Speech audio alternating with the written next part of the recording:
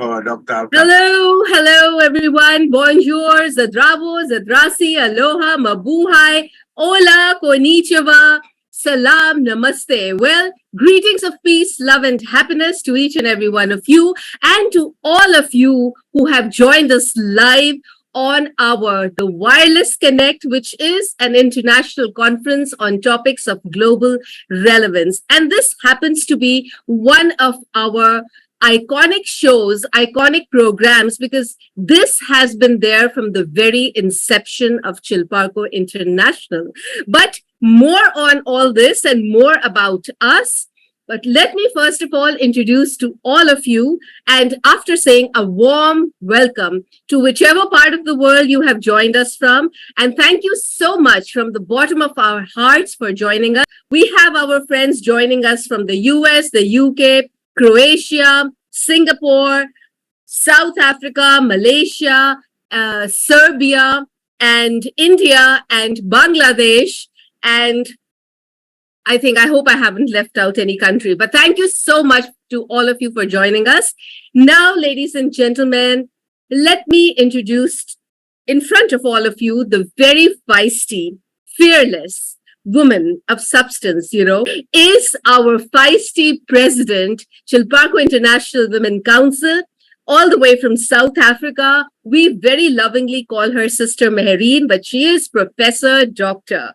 Mehereen Mia from South Africa, and she will today, lead all of us on this powerful platform. Sister Mehereen, it's all yours now. So let us begin. Of course, today we are discussing magnificent topics, phenomenal topics that are going to definitely resonate with you. It will be with you. It will attach with you. And as you listen to our eminent speakers, you will definitely gain something from each of them. Let us begin today's program with somebody who is none other than DrTPS Sasikumar from India, a life coach, mentor, founder of Shiksha Gyanam. And I, for one, love it when he speaks because there are so many takeaways, pen and paper in hand before DrTPS takes the forum, because there's definitely going to be something that's going to impact us. DrTPS Sasikumar from India, the floor is yours, sir. Warm welcome. Namaste, Alka. And namaste, Dr. Ambassador Mehereen. Namaskaram to all of you from India. Alka, why do you put me always first? I don't know, it just happened, Doctor. I don't know. But yeah, it's wonderful to start with you, your profound words, honestly. Let us get real. It's during the storm when you learn who you are. Out of all the topics, all of them are really good. But I was asked to choose one. I thought I'll take the last option. Because always it says the last one who speaks, the louder you speak, the people hear you more and then keep you in mind. Right? It's a beautiful topic because the storm is always challenging. It's always adversity. It's the most difficult situation in life. It's a beautiful metaphorical meaning which we can draw from the word storm. It could be a personal storm, it could be a professional storm, it could be emotional storm, it could be you are in a society, there could be a societal. I always talk about five-fold: physical, emotional, intellectual, social, and the last is spiritual. But in spiritual, there is no storm. It's always peace and silence. I'm from Himalayan tradition where we teach silence. Silence is when there is no storm at all. There can be a small breeze which is so soothing. So the challenges comes when you have somewhere to go and expecting a growth and development, and that doesn't happen. Then we say, there is a professional, or it could be personal.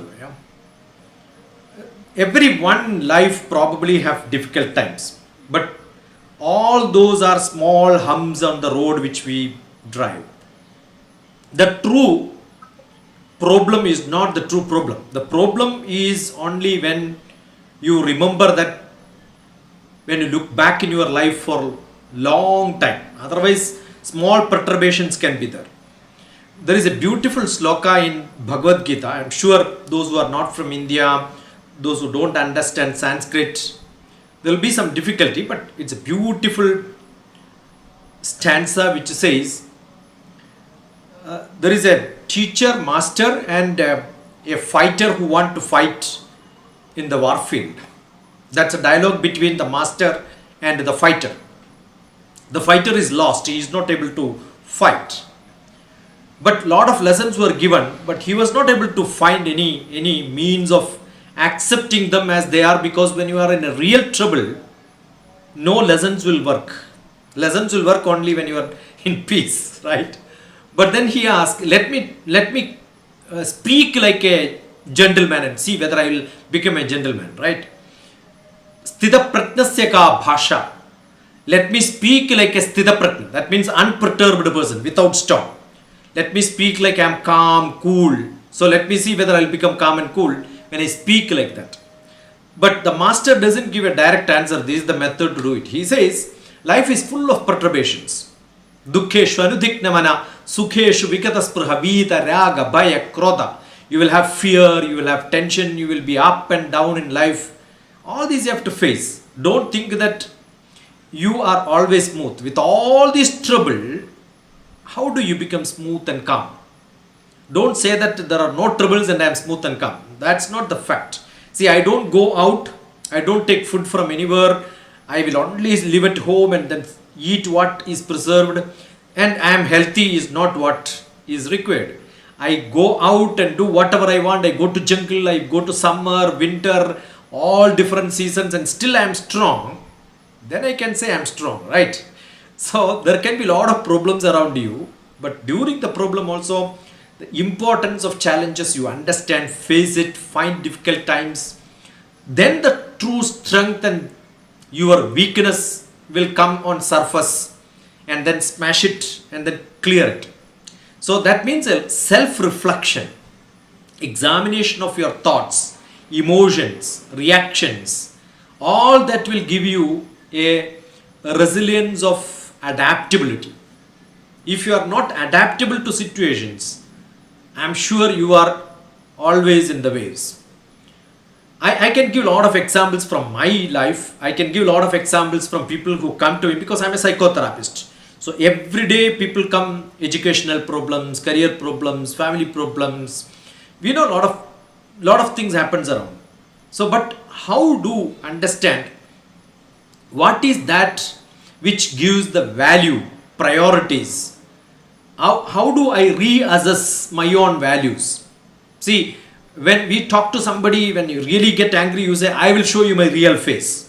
That means until now I was not showing you the real face. It's a fake, right? When we get angry, the real face comes out. That's how we react. So we have a hidden face and a real face. How do we show that?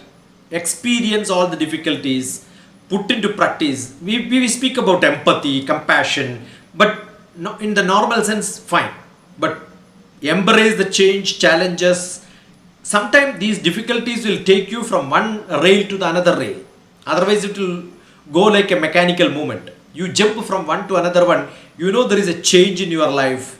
There are possibility of growth and transformations only when you face such difficulties.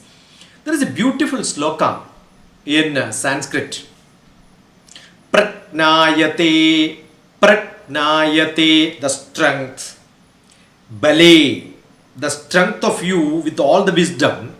Tapah satam. It says, your self-discipline which determines your strength. Tapah satam. Your wisdom, your strength, discipline is what determines these two things. But viklave chaiva vikramaha pratnaha. In adversity, how do you keep this discipline? How do you display your courage and wisdom? That is the real test.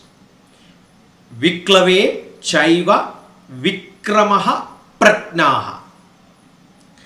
It is not at the normal time.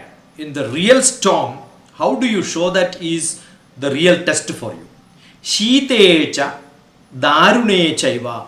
When there is lot of environmental problems around you, the cold, dreadful seasons, dreadful situations, pratnayade jnanamuttamam. You will be stable, wiser, only when you have sufficient knowledge to face them. So I believe if you want to have the highest knowledge is under test and your ability to face them is under test when the storm is there and you know how to row your boat against the storm. The stream, along with the stream, the boat can be, the ship can go without much fear. But against the stream you have to be strong enough. This is what probably I wanted to submit. If something more, maybe when some discussions or some questions, I will be very glad to answer. So thank you.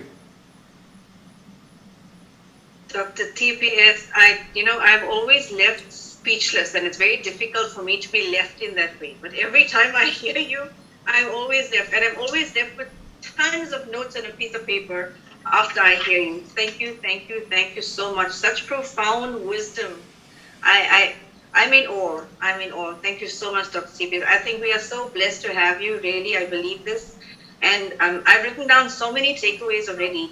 But I think my number one, which is highlighted, and I think it's a quotation that you gave, is that self-discipline determines your strength. That sums it up for me, because it's about that self-reflection. It's about your inner reassessment of yourself, not just the one assessment and you stick with it. You've got to continue this, because life's journey is continuous, yes? So that sums it up so beautifully. Thank you so much. So that storm, I love the fact that you chose this as that's not the last topic. It's amazing how it's the last topic on the list, but we chose you to speak first, and now you know why.